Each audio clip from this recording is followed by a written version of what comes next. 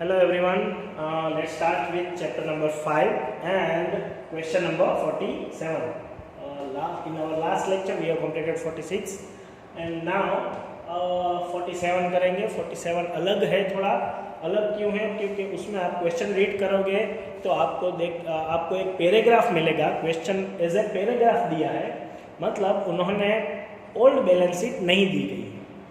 तो पहले question read करते हैं. अलग क्यों है आपके सामने ड्रॉ किया हुआ है मैंने, थोड़ा एक अकाउंट ज़्यादा है, वो आपको समझाता हूँ क्यों हमने ये ज़्यादा किया है.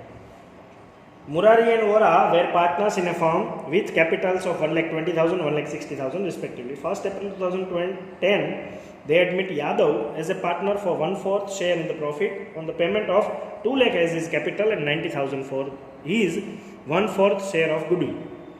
On that day, the creditors of Murari and Vora were 60,000 and bank overdraft 15,000. Their assets apart from cash included stock, debtors, plant and machinery and land and building. Okay, आपको समझ में आया कि ये हमने क्यों किया है? ये हमने बनाई है memorandum balance sheet. Memorandum balance sheet क्यों बनाई है? क्योंकि उसने पैराग्राफ दिया है, बैलेंसेस का लिस्ट दे दिया है कि कैपिटल इतनी है, लायबिलिटी इतनी है, बैलेंस शीट इतनी, असेट्स इतनी है, ये सब दिया गया है. लेकिन उसमें एक सेंटेंस है, their assets apart from cash, मतलब कैश के सिवाय जितनी भी बैलेंस है, जितनी भी एसेट्स है वो ये है. तो इसका मतलब कैश हमें दी गई नहीं है, कैश हमें उसमें नहीं दी गई है. तो कैश हमें फाइंड करने के लिए पहले बैलेंस शीट बनानी पड़ेगी. अदरवाइज बैलेंस शीट ना बनाओ तो भी चलेगा, लेकिन एक बैलेंस कम है तो हम पहले बैलेंस वो फाइंड कर लेते हैं. पहले कैपिटल लिखते हैं, capital side.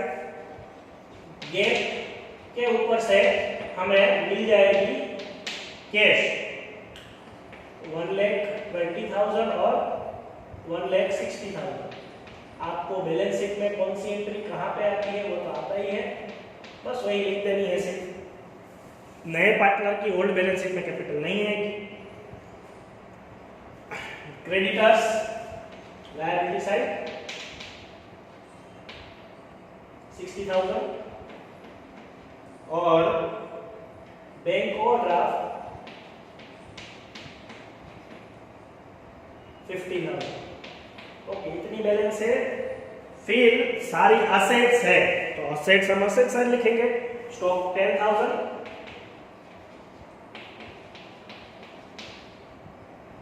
Debtors 40,000,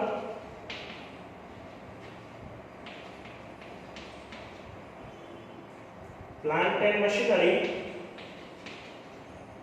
80,000, land and building 2 lakh. Okay, इसके सिवा जो भी बैलेंस है वो कैश है. कैसे फाइंड करेंगे हम?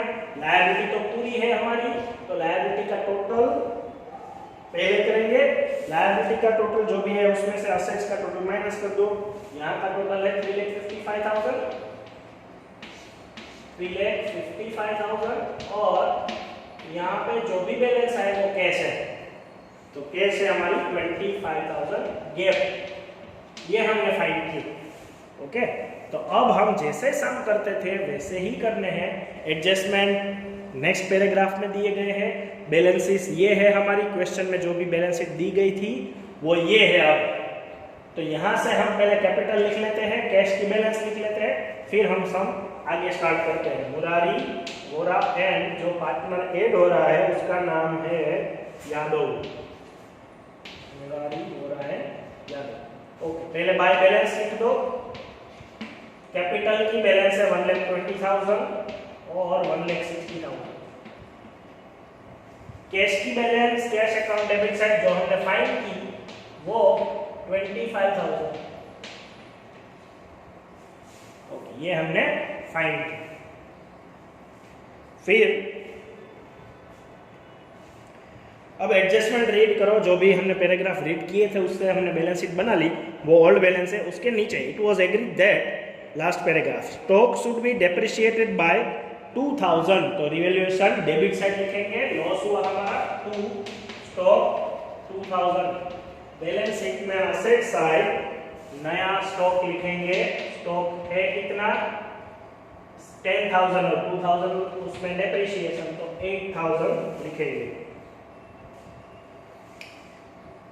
प्लांट एंड मशीनरी बाय 20%, तो वो भी लॉस है हमारा। टू प्लांट एंड मशीनरी है कितनी 80,000, उसमें 20,000, 20% लॉस, तो 16,000 डेप्रिसिएशन। प्लांट एंड मशीन में से 80 में से 60 माइनस कर दो तो 64,000 बैलेंस शीट में आएगा। उसके बाद 5,000 should be written off as bad debts, तो डेटर्स में से माइनस करना है, तो वो भी लॉस है। To bad debts revaluation debit 5,000, और यहाँ पे डेटर्स में से bad debts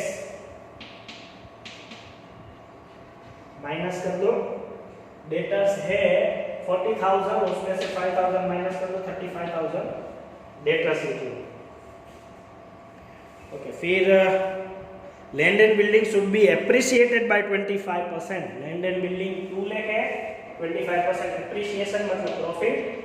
land and building 2 lakh का 25% मतलब 50,000 प्रॉफिट हो गया। रिवैल्यूएशन क्रेडिट मतलब रिवैल्यूएशन क्रेडिट और बैलेंस शीट में असेट साइड प्लस करके लिखेंगे 2,50,000। ओके, इतने ही एडजस्टमेंट थे। अब आपको सारे बैलेंसेस पूरे करने हैं। अभी हमने जो भी बैलेंस शीट बनाया है वो टैली करना है। ओके, हमारी बैलेंस शीट ये है, उसके ऊपर से हम टैली करेंगे। स्टॉक आ गया, डेटर्स आ गया, प्लांट एंड मशीनरी आ गया, लैंड एंड बिल्डिंग भी आ गया, और कैश की बैलेंस हमने लिख ली, तो कोई भी बैलेंस बाकी नहीं है। ओके, उसके बाद कैपिटल मतलब लायबिलिटी साइड, क्रेडिटर्स और बैंक ओवरड्राफ्ट दोनों बाकी है, तो वो liability side as it is लिख देना है। क्रेडिटर्स 60,000 और बैंक ओवरड्राफ्ट 15,000। जो भी बैलेंस चेंज नहीं हुई है उसको हम एज इट इज लिखते हैं, वो आप सबको पता ही है। ओके, ये हो जाने के बाद अब हम करेंगे रिवैल्यूएशन अकाउंट क्लोज। तो रिवैल्यूएशन अकाउंट का इस साइड का टोटल है 50,000। 50,000 हम यहाँ लिखेंगे। 50,000 में से ये बैलेंस माइनस कर दो तो आएगा 27,000, जिसको हम ओल्ड रेशियो में डिस्ट्रीब्यूट करेंगे और उसको बोलते हैं डिविजिबल प्रॉफिट।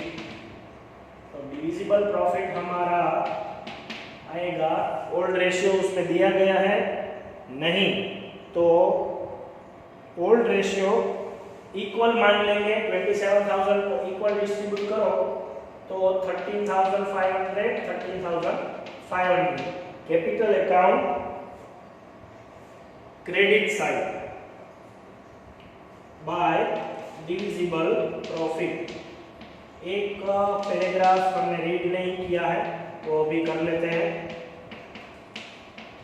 कैपिटल वाला जो फर्स्ट पैराग्राफ है, Yadav is a partner for 1/4 share in the profit of his payment 2 lakh as is capital. तो हम बाय कैश 2 लाख यादव में लिख लो। कैपिटल की एंट्री बाकी थी वो कर लो पहले। यादव कैपिटल 2 लाख, उसमें गुडविल की भी एंट्री है 90,000 for is 1/4 share of goodwill. तो गुडविल का कैश अकाउंट में डेबिट कर लो गुडविल, क्योंकि इसकी एंट्री रिवैल्यूएशन में नहीं आती तो कोई प्रॉब्लम नहीं आएगी, भले ही रिवैल्यूएशन हमने क्लोज कर दिया पहले। बाय गुडविल 90,000 को सेक्रीफाइसिंग रेशियो में क्रेडिट करना है, तो सेक्रीफाइस रेशियो अभी ओल्ड रेशियो और सेक्रीफाइसिंग रेशियो इक्वल आएगा, क्योंकि हमें कोई भी इंफॉर्मेशन न्यू रेशियो की या फिर सेक्रीफाइसिंग रेशियो की नहीं दी गई है। तो 90,000 को भी इक्वल डिस्ट्रीब्यूट करना है, 45,000 और 45,000। ओके, ये भी हो गया। अब कैपिटल अकाउंट क्लोज कर दो।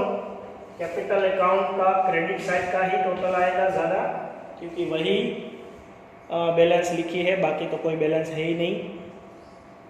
2 लाख। फिर वाई का वोर का टोटल 2,18,500, 1,78,500। ये भी वही बैलेंस लिखनी है, 1,78,500, 2,18,500 और 2 लाख। यहाँ पे भी वही लिखना है, 1,78,500, टोटल वही आता है इसलिए।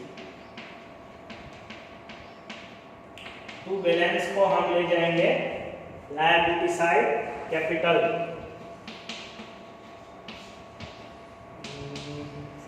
बोरा है यादव 1,78,500, 2,18,500 और 2 लाख। इनका टोटल तीनों का 5,97,000 आएगा। और बैंक का टोटल, बैंक को भी क्लोज कर दो, तो कैश अकाउंट का टोटल आएगा 3,15,000 और बैलेंस भी निकलेगी 3,15,000।